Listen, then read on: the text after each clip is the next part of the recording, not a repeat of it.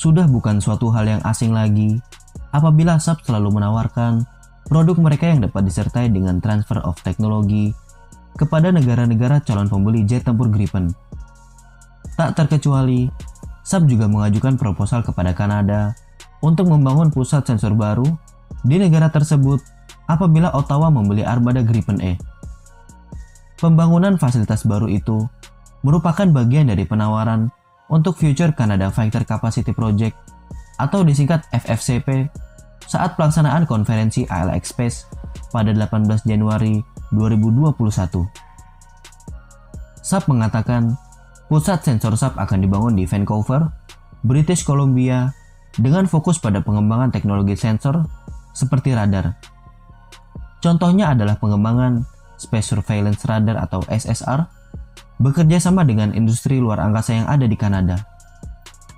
Dengan adanya pusat sensor tersebut akan memberikan peluang karir bagi para insinyur Kanada di wilayah Vancouver. Fasilitas tersebut juga menawarkan kesempatan penelitian dan pengembangan bagi para perguruan tinggi dalam program FFCP untuk Kanada. Diketahui, Saab menawarkan 88 unit pesawat tempur Gripen E kepada Kanada. Selama ini, Saab Swedia memang gencar menawarkan produk mereka seperti pesawat peringatan dini Saab Global Eye dan jet tempur terbaru mereka Gripen E.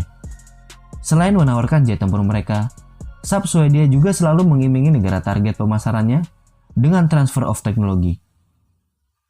Ada yang berbeda dari transfer of teknologi yang diberikan Saab kepada konsumennya, di mana Saab selalu bermurah hati memberikan pengetahuan mereka akan industri dan produksi jet tempur dengan persentase hingga 40%. Ini sangat berbanding terbalik dengan negara-negara produsen persenjataan lainnya.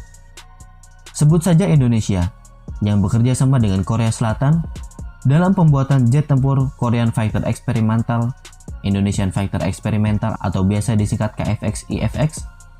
Walaupun ini merupakan kerjasama, nyatanya Indonesia hanya mendapat bagian dari transfer of teknologi sekitar 10% saja.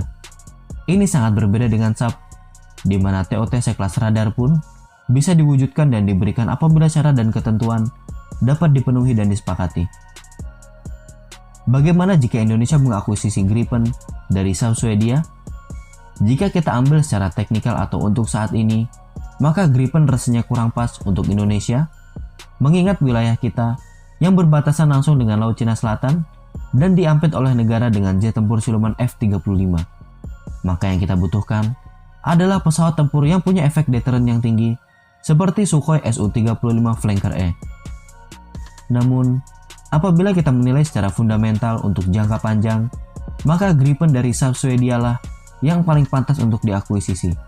Karena transfer of teknologi dari pabrikan Saab dapat membantu industri pertahanan dalam negeri seperti PT Dirgantara Indonesia untuk mengembangkan jet tempur buatan dalam negeri.